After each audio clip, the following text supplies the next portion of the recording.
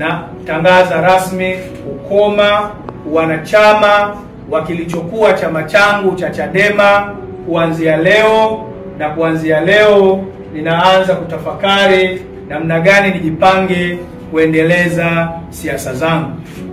Kama alivyosema Mheshimiwa Benson Kigaila, haiwezekani na haitotokea CCM kuwa daraja letu.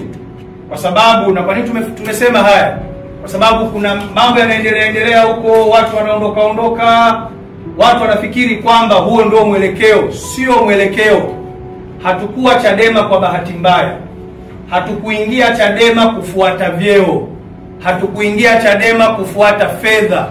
Tuliingia Chadema kwa sababu tuliamini kama watoto wa nchi hii tuna kila sababu ya kutoa mchango wetu wa kupigania mageuzi ya kweli katika nchi hii.